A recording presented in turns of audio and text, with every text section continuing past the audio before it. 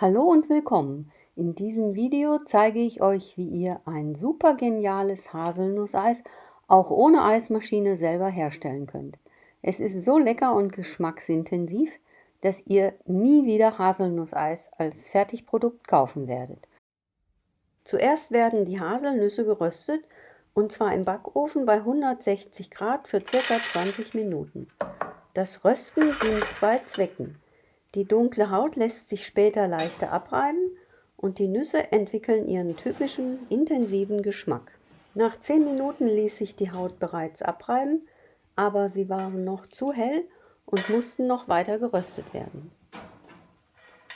Nach weiteren 10 Minuten waren sie schön braun geröstet, konnten aus dem Ofen genommen und auf ein bereitliegendes Handtuch gegeben werden. Dies fasst ihr an den Ecken zusammen und reibt die Nüsse gegeneinander, um die Schalen zu zerreiben. Leider klappt das nicht immer zu 100%, weswegen ich die letzten widerspenstigen von Hand nachbearbeiten musste.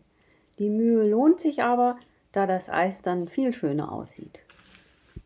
Im nächsten Schritt werden die Nüsse zerkleinert. Dazu gebt ihr sie in einen Standmixer. Dazu gebt ihr die Hälfte des abgewogenen Zuckers sowie ungefähr 2/3 der Milch. Bitte auf gar keinen Fall die Sahne zu den Nüssen geben.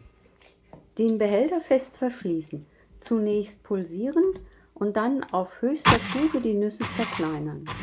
Ich habe mein Gerät 2 Minuten laufen lassen. Wie lange es mit eurer Maschine dauert, müsst ihr ausprobieren. Es sollten keine Nussstückchen mehr vorhanden sein. Als nächstes muss etwas Crème Anglaise zubereitet werden. Dazu gebt ihr etwas Wasser, vielleicht einen Viertel-Liter, in einen Stieltopf und bringt es zum Kochen. Bis es soweit ist, bereitet ihr den Schlagkessel vor. Ihr gebt hinein ein ganzes Ei, den restlichen Zucker, die restliche Milch. Das Ganze verquirlt ihr sorgfältig, ohne es jedoch schaumig zu schlagen. Und bitte vergesst nicht die Prise Meersalz. Dann setzt ihr den Schlagkessel auf den Topf mit dem kochenden Wasser. Von nun an muss die Milch-Ei-Mischung ständig in Bewegung bleiben, damit sie sich gleichmäßig erwärmen kann und sich keine Verklumpungen bilden. Damit ihr einen Eindruck von diesem Arbeitsgang bekommt, zeige ich Ihnen jetzt in seiner Originallänge und ohne Schnelldurchgang. Die Masse wird nun zur sogenannten Rose abgezogen, was eigentlich nichts anderes bedeutet, als bis auf 82 Grad erhitzt. Und ich benutze jetzt einen Teigschaber, weil ich so ein besseres Gefühl für die Masse habe. Wird sie heißer als 82 Grad, stockt das Ei und es gibt süßes Rührei. Deswegen hatte ich vor diesem Arbeitsgang immer so meine Manschetten und habe im Endeffekt die Soße nie heiß genug erhitzen lassen. Mit der Benutzung eines Thermometers hat sich dieses Problem allerdings in Wohlgefallen aufgelöst und ich kann euch die Anschaffung eines solchen nur ans Herz legen. Wie ihr seht, hat die Masse 39 Grad Celsius erreicht und es geht weiter. In ca. 30 Sekunden werde ich noch einmal messen.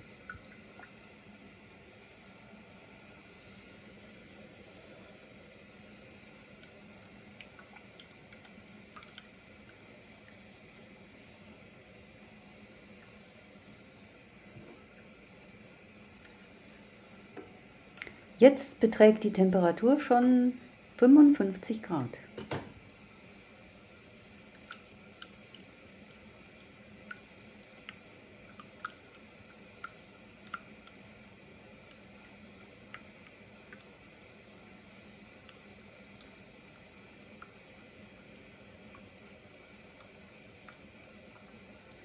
Die Soße verändert langsam ihre Konsistenz. Ich werde gleich nochmal messen.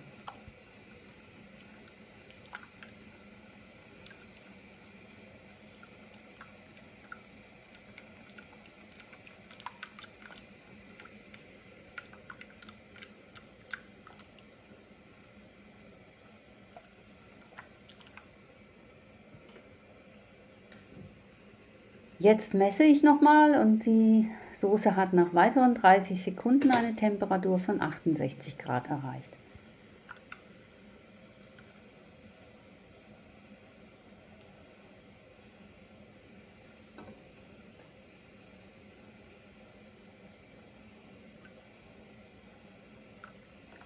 Jetzt macht es auch langsam Sinn, die Hitzezufuhr des Wassertopfes zu reduzieren. Solltet ihr kein Thermometer haben, könnt ihr euch auch helfen, indem ihr auf aufsteigenden Wasserdampf achtet. Dieser steigt nämlich schon ab einer Temperatur von 80 Grad auf. Man muss aber sehr genau hinsehen. So, das Thermometer zeigt fast 81 Grad an.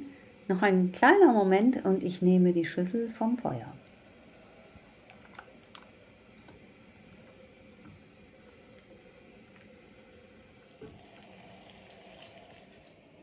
Wenn ihr jetzt genau hinschaut, könnt ihr den leichten Wasserdampf aufsteigen sehen. Um den Kochvorgang zu unterbrechen, gebe ich jetzt noch die Sahne hinzu. Außerdem kühlt dann auch alles schneller ab. Nach ein paar Minuten gieße ich die Creme zu der pürierten Nuss-Milch-Mischung und lasse es einmal kurz durchmixen.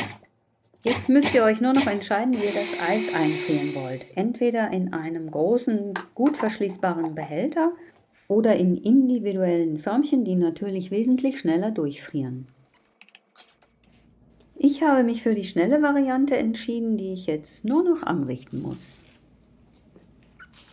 Einfach mit einem Messer das Eis vom Rand lösen.